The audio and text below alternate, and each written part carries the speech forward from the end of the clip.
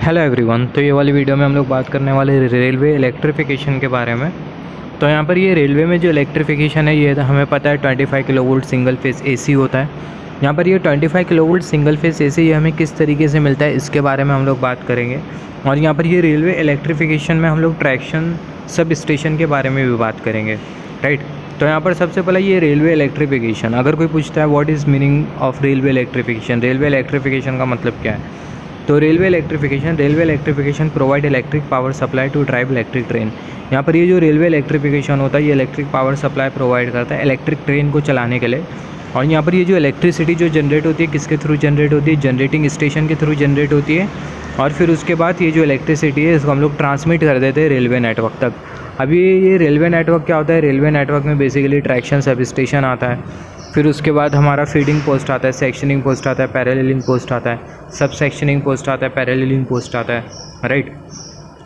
तो यहाँ पर ये railway electrification provide electric power supply to drive electric trains, electricity is generated in generating station and transmit to electrical railway network.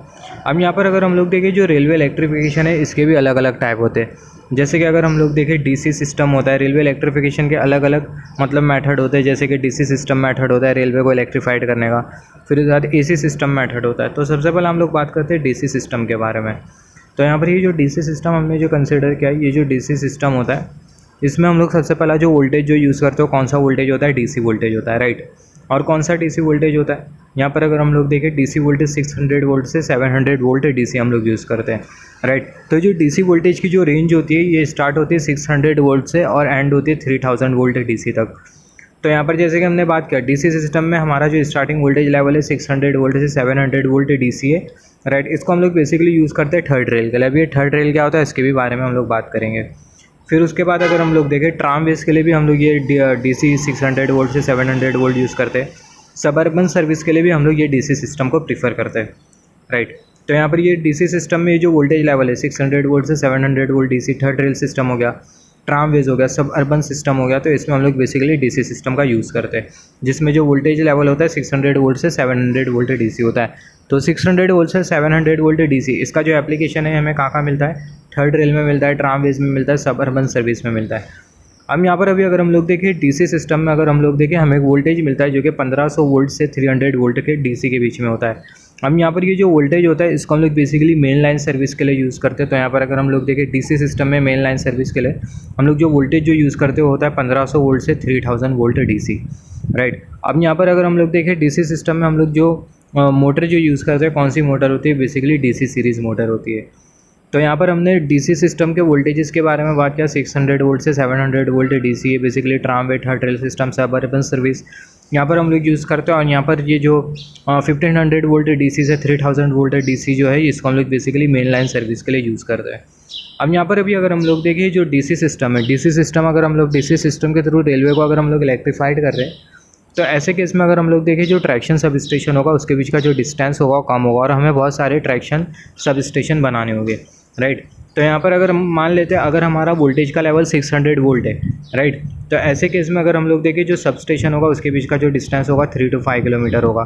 तो sub station के बीच का जो डिस्टेंस होगा 3 to 5 किलोमीटर होगा अगर हमारा वोल्टेज 600 वोल्ट डीसी है। तो सिमिलरली अगर हमारा वोल्टेज 1500 वोल्ट डीसी है तो ऐसे केस में जो सब स्टेशन के बीच का जो डिस्टेंस होगा 15 to 40 किलोमीटर होगा।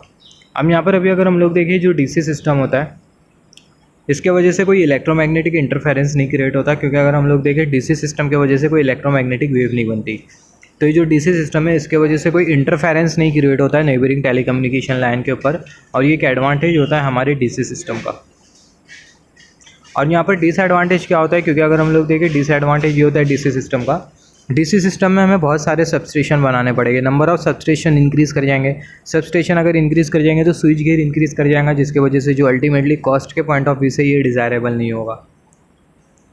अभी दूसरा जो सिस्टम है, यहाँ पर हमने बात किया डीसी सिस्टम के बारे में, दूसरा जो सिस्टम है वो है हमारा सिंगल फेस एसी सिस्टम। अब ये सिंगल फेस एसी सिस्टम में जो वोल्टेज होता है वो होता है single phase 25 kilo volt AC voltage, और जो फ्रिक्वेंसी होती है वो कितनी होती है 50 हर्ट्ज़ होती है। अभी यहाँ पर ये जो सिंगल फेस एसी है ये हमें कैसा मिलता है, ये हमें बेसिकली 3 फेस ट्रांसमिशन लाइन के थ्रू हमें ये सिंगल फेस एसी वोल्टेज मिलता है। किस तरीके से मिलता है बात करेंगे। यहाँ पर अगर हम लोग देखें जो सिंगल फेस एसी सिस्टम है, अभी की जो रेलवे उसमें जो इलेक्ट्रिफिकेशन जो होता है किस में होता है, single phase AC 25 kilo volt voltage पर, राइट। तो अभी की जो रेलवे इसमें जो वोल्टेज जो इलेक्ट्रिफिकेशन के लिए जो हम लोग जो वोल्टेज जो यूज़ करते हैं वो है 25 kilo volt single phase AC voltage 50 hertz, right. अब यहाँ पर अगर हम लोग देखें सिंगल फेस हमने एसी सिस्टम यूज़ किया तो ऐसे केस में जो मोटर होगी वो होगी एसी सीरीज़ मोटर और 3 फेस इंडक्शन मोटर, राइट। अब यहाँ पर ये जो सिंगल फेस एसी सिस्टम है जिसमें 25 किलो वोल्ट वोल्टेज को हम लोग यूज़ कर रहे हैं, उसको हम लोग बेसिकली मेन लाइन के लिए यूज़ करते हैं, सब अर्बन सर्विस के लिए यूज़ करते हैं, अर्बन सर्विस के लिए यूज़ करते हैं, राइट। और यहाँ पर ये जो 25 किलो वोल्ट एसी सिस्टम है इसकी जो एफिशिएंसी होती है वो भी ज़्यादा होती है और जो सब स्टेशन के बीच की जो स्पेसिंग होगी वो भी ज़्यादा होगी और यहाँ पर हमें ज़्यादा सब स्टेशन नहीं बनाने होंगे, स्विच गियर कम हो जाएंगे जिसकी वजह से जो कॉस्ट होगा वो हमारा ज़्यादा सेव हो जाएगा। तो डिस्टेंस जो होता है सब स्टेशन के बीच में 50 to 80 किलोमीटर होता है, राइट। और यहाँ पर अगर हम लोग देखें single phase AC system cost point of view से भी मतलब बहुत ज़्यादा प्रीफरेबल है। Single phase 25 kilo volt 50 hertz AC system cost point of view से भी ज़्यादा मतलब प्रीफरेबल है, कॉस्ट इफेक्टिव है, कॉस्ट सेविंग है। अब यहाँ पर अभी अगर हम लोग देखें यहाँ पर अभी हम लोग बात कर लेते हैं कि जो सिंगल फेज एसी सिस्टम है जिसमें हमें 25 kilo volt AC voltage 50 hertz जो मिलती है फ्रीक्वेंसी हमें किस तरीके से मिलता है इसके बारे में हम लोग बात करेंगे। मतलब हमें ये जो सिंगल फेज वोल्टेज जो मिलता है जो कि 25 kV एसी है ये हमें किस तरीके से मिलता है इसके बारे में हम लोग बात करते हैं। तो यहाँ पर अभी अगर हम लोग देखें, जस्ट होल्ड ऑन,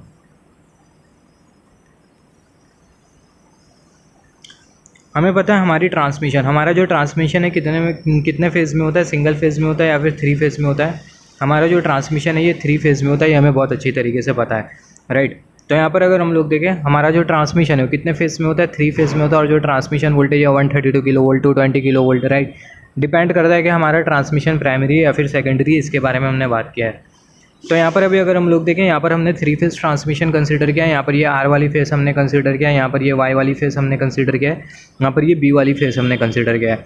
तो यहाँ पर अगर हम लोग देखें यहाँ पर ये ट्रांसमिशन में जो वोल्टेज कितना है, जो वोल्टेज है वो है 132 किलो वोल्ट वोल्टेज है, right. 132 kilo volt 3 phase supply voltage है। अभी यहाँ पर अभी अगर हम लोग देखें रेलवे इलेक्ट्रिफिकेशन में हम लोग क्या करेंगे, रेलवे के हमें पता है अलग अलग सेक्शन होते हैं। रेलवे में अगर हम लोग देखें पूरी जो रेलवे उसको हमने अलग अलग सेक्शन में बांट के रखा है, राइट। और हर एक जो सेक्शन होता है 80 से 90 किलोमीटर का होता है, राइट। तो 80 से 90 किलोमीटर का एक सेक्शन, फिर उसके बाद में 90 किलोमीटर का एक सेक्शन, फिर तीसरा 90 किलोमीटर का एक सेक्शन, राइट। तो हम लोग यहाँ पर क्या करते हैं, यहाँ पर ये जो आर वाली जो फेस है ये हम लोग एक 90 किलोमीटर वाले सेक्शन को दे देंगे, फिर उसके बाद वाई वाली जो फेस है ये हम लोग दूसरे 90 किलोमीटर वाले सेक्शन को दे देंगे, यहाँ पर ये जो बी वाली जो फेस है हम लोग तीसरे 90 किलोमीटर वाले सेक्शन को दे देंगे। तो कुछ इस तरीके से हम लोग क्या करेंगे, जो हमारे जो रेलवे का पूरा जो सेक्शन होगा उसको हम लोग इलेक्ट्रीफाइड कर देंगे। तो हम लोग अगर ये फेस अगर हम लोग दे रहे तो रेलवे को वोल्टेज कितना मिलेगा, 132 किलो वोल्ट। क्या है 132 किलो वोल्ट वोल्टेज की रिक्वायरमेंट है नहीं है, हमें कितना वोल्टेज चाहिए, 25 किलो वोल्ट वोल्टेज चाहिए।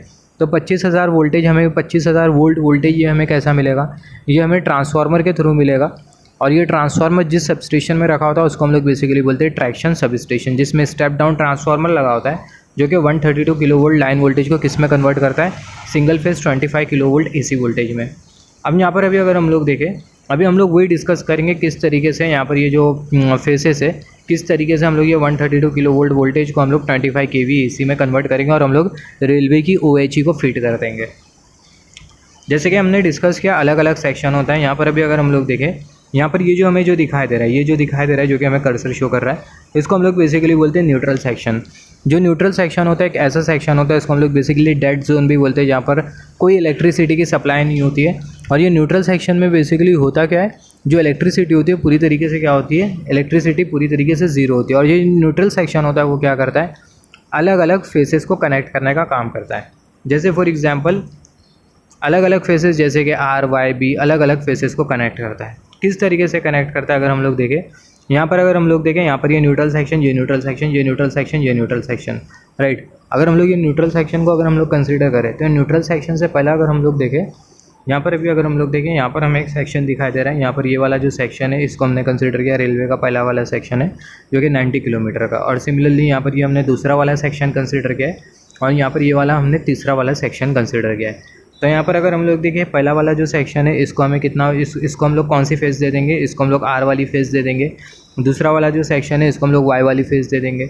तीसरा वाला जो सेक्शन है 90 किलोमीटर का, इसको हम लोग बी वाली फेज़ दे देंगे। तो यहाँ पर ये तीनों सेक्शन को हम लोग क्या कर रहे हैं, फेज़ प्रोवाइड कर रहे हैं। तो ये तीनों सेक्शन को जब हम लोग इलेक्ट्रिकली कनेक्ट करेंगे, राइट, तो इलेक्ट्रिकली कनेक्ट करने के लिए ये बेसिकली न्यूट्रल सेक्शन आ जाता है। तो जो न्यूट्रल सेक्शन होता है वो क्या करता है, अलग अलग जो सेक्शन होता है उसे क्या करता है, सेपरेट करता है, या फिर हम लोग बोल सकते हैं अलग अलग सेक्शन को जो फेसेस जो मिलती है उसे कनेक्ट करने का काम करता है। क्योंकि पूरा जो सेक्शन है ये इलेक्ट्रिकली कनेक्ट होना चाहिए, तब जाके जो ट्रेन है वो आगे की तरफ जाएंगी, राइट। तो इसी रीज़न की वजह से हम लोग यूज़ करते हैं न्यूट्रल सेक्शन। न्यूट्रल सेक्शन के बारे में हम लोग आगे और डिटेल में बात करेंगे। तो यहाँ पर अभी हमें देखना है किस तरीके से जो 132 किलोवोल्ट लाइन वोल्टेज है इसको हम लोग सिंगल फेज 25 kV AC में कन्वर्ट करेंगे। तो यहाँ पर ये जो आर वाली जो फेज़ हमें जो दिखाई दे रही है, ये आर वाली फेज़ के साथ हम लोग एक ट्रांसफार्मर लगा देंगे। यहाँ पर ये हमने ट्रांसफार्मर कंसिडर किया है। तो यहाँ पर ये जो ट्रांसफार्मर का ये वाला जो टर्मिनल है इसको हमने आर वाली फेज़ के साथ कनेक्ट कर दिया, राइट। और सिमिलरली यहाँ पर ये हमने दूसरा ट्रांसफार्मर कंसिडर किया और यहाँ पर ये तीसरा ट्रांसफार्मर कंसिडर किया है। अब ये जो ट्रांसफार्मर है, कौन सा ट्रांसफार्मर है, सर्किट कंप्लीट होने के लिए हमने जो सेकंड वाला जो टर्मिनल है ट्रांसफार्मर का, इसको हमने वाई के साथ कनेक्ट करके रखा है, राइट। सिमिलरली यहाँ पर ये दूसरा वाला ट्रांसफार्मर हमने कंसिडर किया। ये दूसरा वाला जो ट्रांसफार्मर है इसको हमने वाई वाली फेज़ के साथ कनेक्ट करके रखा है, और सर्किट कंप्लीट होने के लिए जो दूसरा वाला जो टर्मिनल है इसको हमने बी वाली फेज़ के साथ कनेक्ट करके रखा है। अब ये तीसरा वाला जो ट्रैक्शन ट्रांसफार्मर है इसको हमने बी वाली फेज़ के साथ पहला लगा के रखा है, और यहाँ पर ये वाला जो टर्मिनल है इसको हमने आर वाली फेज़ के साथ लगा के रखा है। यहाँ पर हम लोग देख सकते हैं यहाँ पर हमने कनेक्शन किस तरीके से किया, आर वाई, फिर उसके बाद वाई बी, फिर यहाँ पर ये बी वाई। तो यहाँ पर बहुत हद तक ये क्लियर है कि हमने यहाँ पर ये जो ट्रैक्शन ट्रांसफार्मर को जो 3 फेज़ ट्रांसमिशन लाइन है उसके साथ हमने कुछ इस तरीके से कनेक्ट करके रखा है कि हमारा पूरा जो ट्रांसमिशन सिस्टम होगा वो कैसा होगा, बैलेंस होगा। हमारा जो पावर सिस्टम होगा वो कैसा होगा, बैलेंस होगा। हमें पता होना चाहिए हमारा जो सिस्टम है वो कैसा रहना चाहिए, बैलेंस्ड होना चाहिए, राइट। बैलेंस पावर सिस्टम के बारे में हमने डिस्कशन किया। अगर पावर सिस्टम अगर बैलेंस है तो वोल्टेज करंट जो होगा वो भी कैसा होगा, वो भी बैलेंस्ड होगा। इसके बारे में हमने बात किया है। तो यहाँ पर ये वाला जो ट्रांसफार्मर है इसके साथ आर फेज़ कनेक्ट है, ये वाला जो ट्रांसफार्मर है इसके साथ वाई फेज़ कनेक्ट है, ये वाला जो ट्रांसफार्मर है इसके साथ बी फेज़ कनेक्ट है। अब यहाँ पर ये सारे के सारे जो ट्रांसफार्मर है, कौन से ट्रांसफार्मर है, स्टेप डाउन ट्रांसफार्मर है, सिंगल फेज़ है। अभी यहाँ पर ये वाला जो ट्रांसफार्मर है इसका जो आउटपुट वोल्टेज होगा वो क्या होगा, 25 किलोवोल्ट AC। तो यहाँ पर ये 25 किलोवोल्ट AC। अब यहाँ पर ये जो 25 किलोवोल्ट AC वोल्टेज जो कि हमें सेकेंडरी वाइंडिंग से मिल रहा है, सेकेंडरी वाइंडिंग का जो न्यूट्रल होगा इसको हम लोग क्या कर देंगे, अर्थ कर देंगे। क्या कर देंगे, अर्थ कर देंगे। सिंगल फेज़ ट्रांसफार्मर है तो एक फेज़ होगा, एक न्यूट्रल होगा। तो यहाँ पर ये जो न्यूट्रल है इसको हमने क्या कर दिया, अर्थ कर दिया, राइट, क्योंकि न्यूट्रल की हमें रिक्वायरमेंट नहीं है। अब यहाँ पर अभी अगर हम लोग देखें, हमें यहाँ पर ये वाली जो फेज़ जो मिली इसको हम लोग कुछ इस तरीके से टैप चेंजिंग प्रोवाइड करेंगे, कुछ इस तरीके से 2 पार्ट में स्प्लिट करेंगे, और एक हम लोग अप लाइन को दे देंगे और एक डाउन लाइन को दे देंगे। यहाँ पर अभी अगर हम लोग देखें कुछ इस तरीके से, ये वाली जो लाइन है ये अप लाइन इंडिकेट कर रही है। अप लाइन के बारे में हमें पता होना चाहिए। अप लाइन वो लाइन, अब ट्रेन में बेसिकली ट्रेन की ट्रैक पे 2 लाइन होती है, एक अप लाइन होती है, एक डाउन लाइन होती है। अप लाइन जो होती है वो जाने वाली ट्रेन के लिए होती है, और जो डाउन लाइन होती है वो आने वाली ट्रेन के लिए होती है। हम लोग ऐसा समझ सकते हैं। तो यहाँ पर ये जो 25 kV जो AC वोल्टेज हमें जो मिला, इसका एक जो टर्मिनल है वो हमने कहाँ पर दे दिया, अप लाइन को दे दिया, और फिर उसके बाद अगर हम लोग देखें दूसरा जो टर्मिनल है वो हमने किसको दे दिया, डाउन लाइन को दे दिया, राइट। यहाँ पर ये डाउन लाइन को दे दिया। तो यहाँ पर हम लोग देख सकते हैं यहाँ पर हमने ये वाला जो सेक्शन A है इसको हमने क्या कर दिया, इलेक्ट्रीफाइड कर दिया। सिमिलरली अगर हम लोग देखें यहाँ पर ये दूसरा वाला ट्रांसफार्मर, दूसरे वाले ट्रांसफार्मर को हमने यहाँ पर ये वाला जो सेक्शन है इसको हमने इलेक्ट्रीफाइड कर दिया, और इसको हमने कौन सी फेज़ दिया है, इसको हमने ट्रांसमिशन लाइन की आर वाली फेज़ दिया है। सिमिलरली यहाँ पर ये दूसरा वाला ट्रांसफार्मर हमने कंसिडर किया। यहाँ पर ये दूसरा वाला जो ट्रांसफार्मर है इसका जो आउटपुट वोल्टेज होगा वो भी कितना होने वाला है, 25 kV होगा। कितना होगा, 25 kV होगा। अब यहाँ पर अभी अगर हम लोग देखें, यहाँ पर ये जो न्यूट्रल है इसको हमने अर्थ कर दिया, और सिमिलरली दूसरा जो टर्मिनल है उसको हमने कुछ इस तरीके से 2 पार्ट में स्प्लिट किया। एक 25 kV हमने अप लाइन को दे दिया, दूसरा जो 25 kV ये हमने डाउन लाइन को दे दिया। तो यहाँ पर भी अगर हम लोग देखें, यहाँ पर भी हमने क्या किया, यहाँ पर ना हमने ये वाला जो बीच वाला जो सेक्शन है इसको हमने क्या कर दिया, इलेक्ट्रीफाइड कर दिया। तो जो बीच वाला जो सेक्शन है इसको हमने कौन सी वाली फेज़ दिया, वाई वाली फेज़ दिया, राइट। सिमिलरली अगर हम लोग देखें, अभी यहाँ पर ये वाला हमने कंसिडर किया ट्रांसफार्मर, तीसरा वाला ट्रांसफार्मर हमने कंसिडर किया। यहाँ पर ये वाला जो ट्रांसफार्मर है ट्रैक्शन ट्रांसफार्मर, इसको हमने कौन सी वाली फेज़ के साथ कनेक्ट करके रखा है, बी वाली फेज़ के साथ कनेक्ट करके रखा है। अगेन जो सेकेंडरी उसका न्यूट्रल अर्थ किया, और फिर उसके बाद दूसरा जो टर्मिनल है उसको हमने टैपिंग प्रोवाइड करी, और एक जो 25 kV जो वोल्टेज है वो हमने अप लाइन को दे दिया, और दूसरा जो 25 kV वोल्टेज है वो हमने किसको दे दिया, डाउन लाइन को दे दिया। तो यहाँ पर हम लोग देख सकते हैं ये पूरे सेक्शन को सेक्शन 1, सेक्शन 2, सेक्शन 3 ये तीनों सेक्शन को हमने क्या कर दिया, इलेक्ट्रीफाइड कर दिया। अभी यहाँ पर ये जो न्यूट्रल सेक्शन है वो क्या कर रहा है, यहाँ पर ये जो न्यूट्रल सेक्शन है वो क्या कर रहा है, ये सारे जो सेक्शंस है, ये पहला वाला सेक्शन, दूसरा वाला सेक्शन, तीसरा वाला सेक्शन, ये तीनों सेक्शन को क्या कर रहा है, इलेक्ट्रिकली कनेक्ट करने का काम कर रहा है। और ये जो न्यूट्रल सेक्शन होता है ये क्या होता है, डेड जोन होता है। न्यूट्रल सेक्शन में कोई इलेक्ट्रिसिटी नहीं होती है, कोई पावर नहीं होता है, राइट। हम लोग ऐसे भी बोल सकते हैं न्यूट्रल सेक्शन ऐसा सेक्शन होता है जो कि क्या करता है, दो फेसेस को सेपरेट करने का काम करता है। तो यहाँ पर हमने देखा किस तरीके से जो 3 फेस ट्रांसमिशन वोल्टेज है, 3 फेस सप्लाई को हमने कुछ इस तरीके से सिंगल फेस सप्लाई में कन्वर्ट किया, और ये single phase supply 25 kV AC हमने OHE को दे दिया, ओवरहेड वायर को हमने दे दिया। अब यहाँ पर अगर हम लोग देखें जो न्यूट्रल सेक्शन हमें जो दिखाई दे रहा है, जो न्यूट्रल सेक्शन होता है कहाँ पर प्रेजेंट होता है, जिस सब सेक्शनिंग पोस्ट में प्रेजेंट होता है। सब सेक्शनिंग पोस्ट में हमें क्या मिलेगा, न्यूट्रल सेक्शन मिलेगा। इसके बारे में हम लोग आगे डिस्कस करेंगे। तो यहाँ पर हमने देखा किस तरीके से जो 3 फेस ट्रांसमिशन लाइन है उससे हम लोग single phase 25 kV AC voltage generate करते हैं और वो हम लोग OHE को दे देते हैं। अभी हमें किसके बारे में बात करना है, अभी हमें बात करना है ट्रैक्शन सब स्टेशन के बारे में। Just hold on. अभी हमें बात करना है ट्रैक्शन सब स्टेशन के बारे में। ट्रैक्शन सब स्टेशन क्या होता है, जो ट्रैक्शन सब स्टेशन होता है वो ऐसा सब स्टेशन होता है जो कि क्या करता है, जिसमें जो कि 132 जो ट्रांसमिशन जो वोल्टेज होता है, ट्रांसमिशन 3 फेस में जो वोल्टेज होता है उसको किस में कन्वर्ट करता है, सिंगल फेस वोल्टेज में कन्वर्ट करता है। अभी यहाँ पर अभी अगर हम लोग देखें यहाँ से हमें समझ में आ जाएगा फीडिंग पोस्ट क्या होता है, राइट। यहाँ पर अभी अगर हम लोग देखें, यहाँ पर हमने कुछ इस तरीके से सर्किट डायग्राम कंसीडर किया और ये सर्किट डायग्राम से ही हमें सारा कॉन्सेप्ट समझना है। यहाँ पर ये हमने कंसीडर किया, ये है सर्किट डायग्राम या फिर बोल सकते हैं सिंगल लाइन डायग्राम। अब यहाँ पर अगर हम लोग देखें ट्रैक्शन सब स्टेशन, ये है क्या, ये है पूरा ट्रैक्शन सब स्टेशन। अब यहाँ पर अभी अगर हम लोग देखें ये हमने किसका फिगर कंसीडर किया, ये हमने ट्रैक्शन सब स्टेशन को कंसीडर किया है।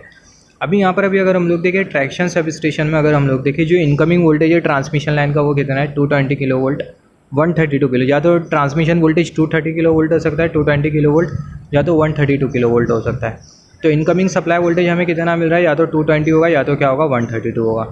ये हमें कहाँ से मिलेगा, ग्रिड से मिलेगा। ग्रिड से मतलब हमें ट्रांसमिशन लाइन से मिलेगा, राइट।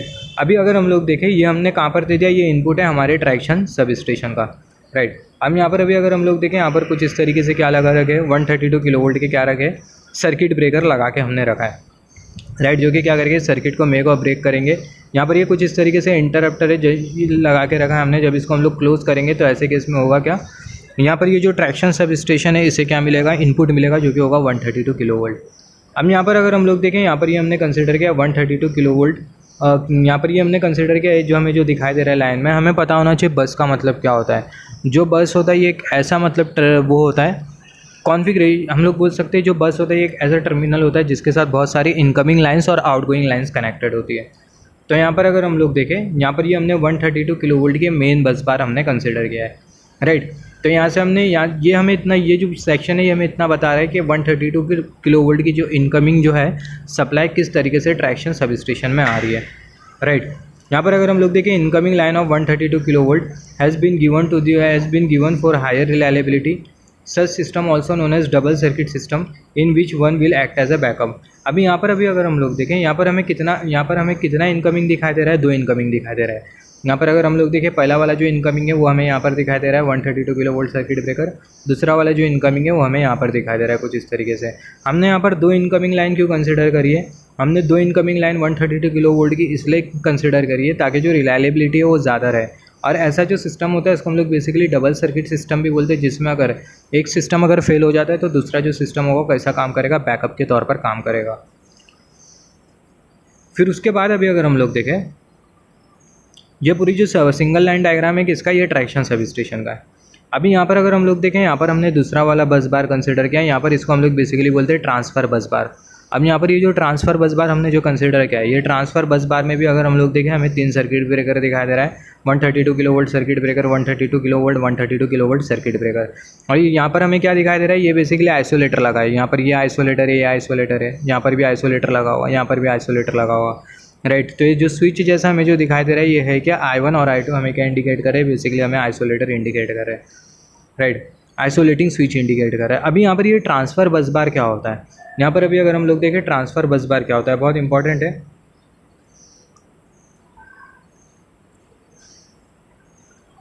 ट्रांसफ़र बस बार, अब यहाँ पर अगर हम लोग देखें जो ट्रांसफ़र बस बार है इसी के थ्रू हम लोग क्या करेंगे, जो सप्लाई होगी उसको हम लोग क्या करेंगे, सप्लाई को हम लोग आगे फीडिंग पोस्ट तक के देंगे। अब यहाँ पर अभी अगर हम लोग देखें इतने पूरे सेक्शन में जो वोल्टेज जो मिल रहा है वो कितना मिल रहा है 132 किलो वोल्ट। अभी यहाँ पर अभी अगर हम लोग देखें यहाँ पर हमने कुछ इस तरीके से क्या लगा दिया, ट्रांसफार्मर लगा दिया। यहाँ पर ये मेन ट्रांसफार्मर और यहाँ पर ये स्टैंड बाय ट्रांसफार्मर है, राइट। यहाँ पर ये डबल सर्किट सिस्टम है, हमें पता है। यहाँ पर ये पहली वाली सर्किट और यहाँ पर ये दूसरी वाली सर्किट। तो यहाँ पर ये हमने मेन ट्रांसफार्मर कंसिडर किया और यहाँ पर ये दूसरा वाला जो ट्रांसफार्मर है कौन सा ट्रांसफार्मर है, स्टैंड बाय ट्रांसफार्मर है, जो कि बैकअप में काम करेगा अगर मेन फेल हो जाता है तो। अब यहाँ पर अगर हम लोग देखें जो मेन ट्रांसफार्मर का जो आउटपुट है यहाँ ये क्या है, कितना है 25 kV AC वोल्टेज है, जैसे कि हमने बात किया। और यहाँ पर भी अगर हम लोग देखें इसका भी जो आउटपुट होगा 25 kV AC वोल्टेज होगा। अभी जो मेन ट्रांसफार्मर का जो आउटपुट है 25 kV CB में जाएगा और यहाँ से भी कहाँ जाएगा, CB में भी जाएगा, CB में जाएगा सर्किट ब्रेकर में। अगेन यहाँ पर क्या लगा है, यहाँ पर कुछ इस तरीके से आइसोलेटर लगा है। अब यहाँ पर अभी अगर हम लोग देखें यहाँ पर ये 25 किलो वोल्ट की क्या दिखाई दे रही है, बस दिखाई दे रही है, जो कि क्या करेगी, दोनों सर्किट को इंटरकनेक्ट करने का काम करेगी, राइट। यहाँ पर अभी अगर हम लोग देखें हमें क्या मिल गया, हमें 25 किलो वोल्ट वोल्टेज मिल गया। अभी जो 25 किलो वोल्ट जो वोल्टेज होगा इसको हम लोग कहाँ पर दे देंगे, फीडिंग पोस्ट में दे देंगे। सर्किट बहुत सिंपल है समझने के लिए, इसमें कुछ है नहीं। यहाँ से हमें क्या दिखाई दे रहा है, ये पूरा ट्रैक्शन ट्रांसफार्मर की सर्किट डायग्राम है। यहाँ पे हमें क्या दिखाई दे रहा है, इनकमिंग दिखाई दे रहा है, यहाँ से किस तरीके से आउटगोइंग होगा वो हमें दिखाई दे रहा है। यहाँ पर ये main transformer stand by transformer लगा है, राइट। आउटपुट में 25 kV जनरेट हो रहा है, ये हमें दिखाई दे रहा है, राइट। और यहाँ पर ये 25 kV की बस है। अगेन यहाँ पर अगर हम लोग देखें bus coupler is use to couple main bus bar and transfer बस बार। यहाँ पर अभी अगर हम लोग देखें यहाँ पर ये जो मेन बस बार, यहाँ पर ये जो मेन बस बार और ये जो ट्रांसफ़र जो बस बार है, दोनों को कपल करने के लिए पावर का फ्लो कैसा होगा, पावर का फ्लो कुछ इस तरीके से होगा, राइट। तो यहाँ पर ये जो मेन बस बार और जो ट्रांसफ़र बस बार है इसे हमें क्या करना होगा, कनेक्ट करना होगा। तो इसके लिए हम लोग यूज़ करते हैं बस कपलर, राइट। यहाँ पर अगर हम लोग देखें ये वाली जो बस है ये है बेसिकली मेन बस और यहाँ पर ये वाली जो बस है ये है बेसिकली ट्रांसफ़र बस। तो यहाँ पर अभी अगर हम लोग देखें bus coupler is use to couple main bus and transfer bus bar without any interruption in current flow. जैसे हमने बात किया बस कपलर हमने इसलिए लगा के रखा है ताकि जो मेन बस बार और जो ट्रांसफ़र बस बार है उसको हम लोग कपल कर सके without any interruption in current flow. इन बस coupler 1 circuit breaker and 2 isolator I1 and I2 is use. 25 kV बस इज़ फॉर रिलायबल ऑपरेशन। यहाँ पर अभी अगर हम लोग देखें जैसे हमने बात किया, यहाँ पर अगर हम लोग देखें यहाँ पर ये जो मेन बस बार है और ये जो ट्रांसफ़र बस बार है, दोनों को कनेक्ट करने के लिए हम लोग क्या करेंगे, बस कपलर को यूज़ करेंगे। अभी यहाँ पर अगर हम लोग देखें जो बस कपलर है इसमें हमें कितना आइसोलेटर, 2 आइसोलेटर और एक सर्किट ब्रेकर दिखाई दे रहा है। 2 आइसोलेटर यहाँ पर और 2 सर्किट ब्रेकर। अगेन यहाँ पर I1 I2 आइसोलेटर। यहाँ पर अगर हम लोग देखें यहाँ पर ये एक बस, यहाँ पर ये दूसरी बस, यहाँ पर ये पहला एक सर्किट ब्रेकर हमें दिखाई दे रहा है, 2 आइसोलेटर दिखाई दे रहा है। ये वाली फिगर में देख सकते हैं एक सर्किट ब्रेकर 2 आइसोलेटर दिखाई दे रहा है, राइट। तो यहाँ पर हमने वही डिस्कस किया, बस कपलर में एक सर्किट ब्रेकर और 2 आइसोलेटर है I1 एंड I2 और यहाँ पर हमने 25 kV की बस यूज़ करी है। यहाँ पर हमने 25 kV की बस यूज़ करी है for reliable operation. For reliable operation मतलब इससे हम लोग क्या समझते हैं, अगेन अगर ये वाला अगर सेक्शन अगर फेल हो जाए, ये जो मेन ट्रांसफार्मर लगा है, CB लगा है, आइसोलेटर लगा है, अगर यहाँ से अगर पावर का फ्लो बंद हो जाए तो यहाँ पर ये वाला जो सेक्शन होगा वो क्या करेगा, पावर प्रोवाइड करेगा, कंटिन्यूसली रिलायबिलिटी हमें मिलेगी। तो यहाँ से हमने देखा किस तरीके से 25 kV हमें मिला और ये जो 25 kV हमारे सर्किट ब्रेकर में जाएगा, फिर आइसोलेटर में जाएगा, राइट। और अगेन ये जो 25 kV जो वोल्टेज होगा ये हम लोग कहाँ पर दे देंगे, फीडिंग पोस्ट में दे देंगे। अब ये जो फीडिंग पोस्ट होता है, नाम से पता चल रहा है फीडिंग पोस्ट। फीडिंग पोस्ट ये एक ऐसा सेक्शन होता है, एक ऐसा पोस्ट होता है जो कि क्या करता है, OHE को फीड करने का काम करता है। और ये जो फीडिंग पोस्ट होता है कहाँ पर लगा होता है, ट्रैक के एकदम क्लोज में लगा होता है फीडिंग पोस्ट। तो फीडिंग पोस्ट क्या करता है, जो फीडिंग पोस्ट होता है बेसिकली पावर फीड करने का काम करता है OHE में। अब यहाँ पर अगर हम लोग देखें ट्रैक्शन सब स्टेशन, जो ट्रैक्शन सब स्टेशन होता है स्टेशन से जो रेलवे स्टेशन होता है या फिर रेलवे ट्रैक होती है उससे 2 किलोमीटर की दूरी पे लगा होता है। तो ये बहुत इंपॉर्टेंट है। Traction sub station located near range of 2 kilometre from railway track. हम यहाँ पर अगर हम लोग देखें जो स्पेसिंग होती है ट्रैक्शन सब स्टेशन की वो कितनी होती है, 35 किलोमीटर से 50 किलोमीटर होती है। जैसे हमने बात किया जो ट्रैक्शन सब स्टेशन है, 2 ट्रैक्शन सब स्टेशन के बीच की जो स्पेसिंग है 35 से 50 किलोमीटर होती है। This distance also responsible for operation of sub station equipment. और यहाँ पर ये जो डिस्टेंस होता है, ये डिस्टेंस जो होता है इसके हेल्प से भी जो सब स्टेशन, ये डिस्टेंस भी रिस्पॉन्सिबल होता है सब स्टेशन के जो इक्विपमेंट्स है उसके ऑपरेशन के लिए। मतलब जो सब स्टेशन में हम लोग जो इक्विपमेंट जो यूज़ करते हैं जैसे कि वोल्टेज ट्रांसफार्मर हो गया, करंट ट्रांसफार्मर हो गया, आइसोलेटर हो गया, उसके ऑपरेशन के लिए भी जो सब स्टेशन का जो डिस्टेंस होता है वो बहुत इंपॉर्टेंट रोल प्ले करता है। तो जो ट्रैक्शन सब स्टेशन है उसके बीच का जो डिस्टेंस होता है वो कितना होता है 35 से 50 किलोमीटर। हमें क्या क्या पता होना चाहिए, जो फीडिंग पोस्ट होता है OHE के क्लोज्ड में होता है, और जो ट्रैक्शन सब स्टेशन होता है बेसिकली जो ट्रैक होती है या फिर जो OHE होती है उससे 2 किलोमीटर की दूरी पे होता है, और जो स्पेसिंग होती है ट्रैक्शन सब स्टेशन के बीच में 35 से 50 किलोमीटर के बीच में होती है, राइट। तो यहाँ पर हमने देखा ट्रैक्शन सब स्टेशन के बारे में। ट्रैक्शन सब स्टेशन क्या होता है, ट्रैक्शन सब स्टेशन में जो ट्रांसफार्मर होता है सिंगल फेज ट्रांसफार्मर होता है जो कि 132 किलोवोल्ट को किस में कन्वर्ट करता है, 25 किलोवोल्ट वोल्टेज में कन्वर्ट करता है। 25 kilovolt single phase 50 hertz AC voltage में कन्वर्ट करता है।